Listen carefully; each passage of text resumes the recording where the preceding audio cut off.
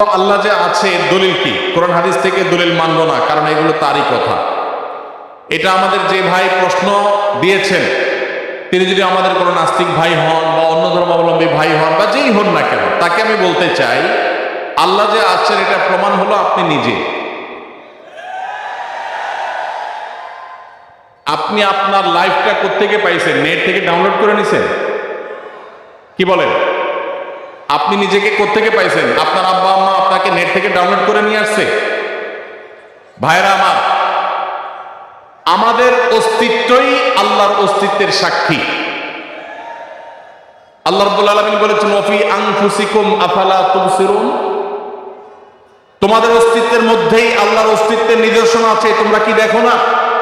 ভাইরা আমার, আল্লাহর এই বিশাল সৃষ্টি জগৎ, এই মহা সৃষ্টি, এত বিশাল সৃষ্টি জগৎ দেখার পরও যদি কেউ স্রষ্টাকে বিশ্বাস করতে কষ্ট হয়, তাহলে তার মতো হতভাগা আর কে হতে পারে? ভাইরা আমার, এই সৃষ্টি জগৎই স্রষ্টার অস্তিত্বের সাক্ষী। আল্লাহ রাব্বুল আলামিন আল্লাহর এই সৃষ্টি জগৎ দেখে, তার সুনিপুণ সৃষ্টি দেখে আল্লাহর অস্তিত্ব এটা খুঁজে পাওয়ার হেদায়েত, তৌফিক আল্লাহ তাআলা আমাদেরকে দান করুন। ভাইরা আমার, আমরা যদি আমাদের অস্তিত্বের দিকে তাকাই, আল্লাহ সৃষ্টির দিকে তাকাই, সূরা মুলকে শুরুর আয়াতগুলো যদি অনুবাদ সহকারে আপনি পড়েন, কোরআন জুড়ে আল্লাহ রাব্বুল আলামিন যে বলেছেন, আল্লাহ রাব্বুল আলামিনের সৃষ্টি শৈলী নিয়ে, সেগুলো যদি আপনি অধ্যয়ন করেন, পড়েন, তাহলে দিনের আলো মতো পরিষ্কার হবে যে আল্লাহ রাব্বুল আলামিনের অস্তিত্ব এটা ওয়াজিবুল উজুদ, এটার অস্তিত্বহীনতা কখনো কল্পনা করা যায় না। এটা নিয়ে দীর্ঘ আলোচনা করার সুযোগ নেই, শুধু এটুকুই বললাম যে আপনার আমার সৃষ্টি এটাই আমাদের স্রষ্টার কথা স্মরণ করিয়ে দেয়। কারণ স্রষ্টা ছাড়া কখনো সৃষ্টি হতে পারে? ছোট বড় এমন কিছু পৃথিবীতে নাই যেটা কেউ তৈরি করা ছাড়া আসছে। মাইকটা কেউ তৈরি করেছেন, এই পানির বোতলটা কেউ তৈরি করেছেন, এই কাগজটা কেউ তৈরি করেছেন। প্রত্যেকটা জিনিসের যেরকম কেউ না কেউ তৈরি করেছে, ক্রিয়েটর আছেন, সেখানে এই মহা সৃষ্টির এত কিছু আমি আপনি সহ আমাদের এবং এই আল্লাহর এই সৃষ্টি জগতের যে বিশাল আয়োজন, এগুলোর কোনো ক্রিয়েটর নাই। এর চেয়ে হাস্যকর কথা আর কি? আল্লাহ তাআলা আমাদেরকে হেদায়েত নসিব করুন। হেদায়েত যদি আল্লাহ তাআলা কাউকে দান না করেন, তাহলে সেক্ষেত্রে সে অনেক নলেজ অর্জন করার পরও সঠিক পথে হয়তো আসবে না। এই জন্য আল্লাহর কাছে হেদায়েত চাইতে আমাদেরকে শিক্ষা দেওয়া হয়েছে। এই দিনে সিরাতুল মুস্তাকিম আমরা শুধু আল্লাহ তাআলার কাছে করবো ইনশাআল্লাহ। আমরা জানি সমস্ত কাজ নিয়তের উপর নির্ভরশীল, কিন্তু একজন মানুষ তার পীরের পায়ে সিজদা দিয়ে বলছে, আমার মনে নিয়ত আছে আল্লাহকে সিজদা দিচ্ছি, এটা জায়েজ আছে কিনা? ভাইরা আমার, আমাদের এই কপাল শুধুমাত্র আমরা নিবেদন করব আল্লাহকে। কাকে? আল্লাহকে।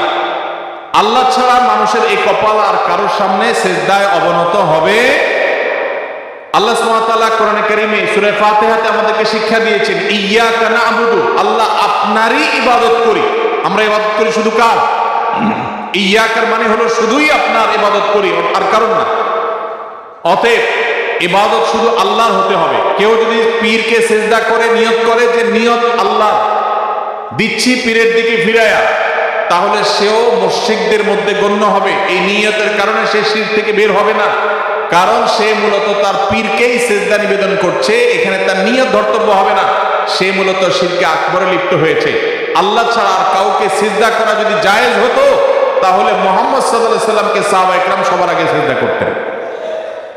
মুহাম্মদ সাল্লাল্লাহু আলাইহি সাল্লামকে সাহাবা ইকরাম কি কখনো সিজদা করেছেন?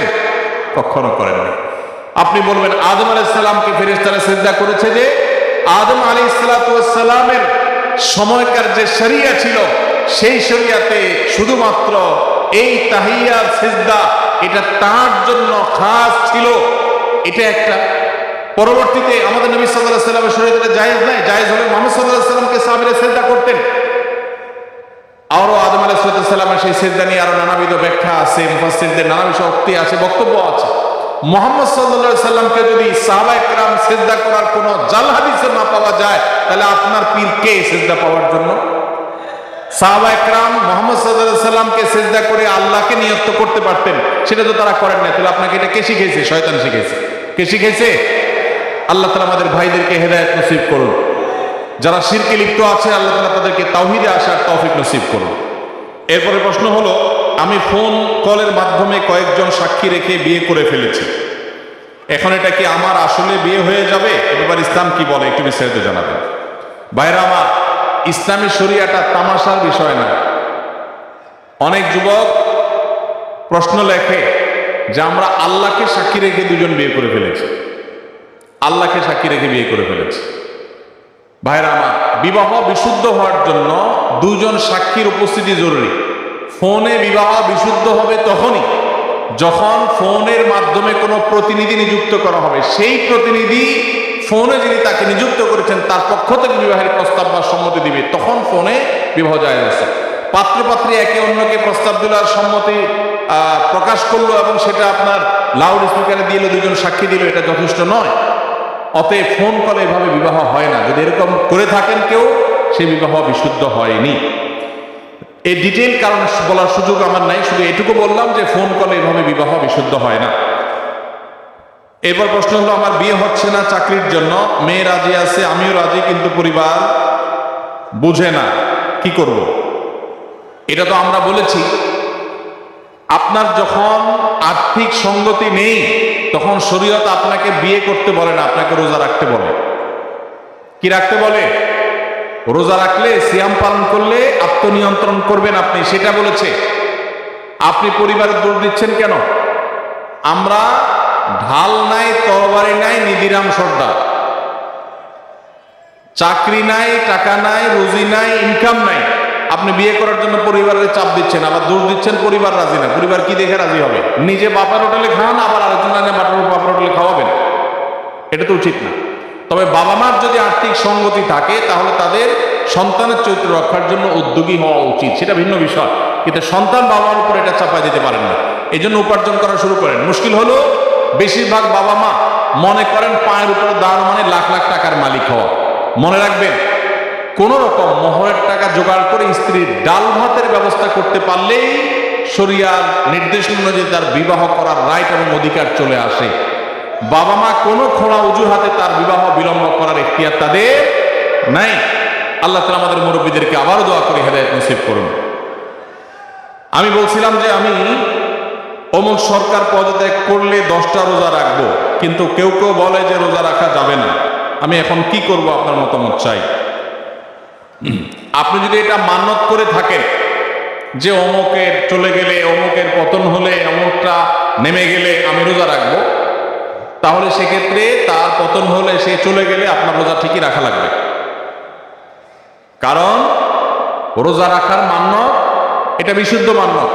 যেহেতু আপনি যেটা চেয়েছেন সেটা হয়েছে, সেটা যেহেতু হয়েছে, অতএব যেটা শর্ত দিয়েছেন এটা পূরণ করতে হবে। তবে নবী করিম সাল্লাল্লাহু আলাইহি সাল্লামের হাদিস থেকে আমরা জানি, মানত করার জন্য বিশেষ আমাদেরকে নিরুৎসাহিত করতেন। মানত না করে যে কোনো কাজ, আপনি কোনো কাজ, ভালো কাজ করবেন, আপনি সেই কাজের জন্য দান করবেন, সাদাকা করবেন, নেকামল করবেন, করে আল্লাহর কাছে দোয়া করেন।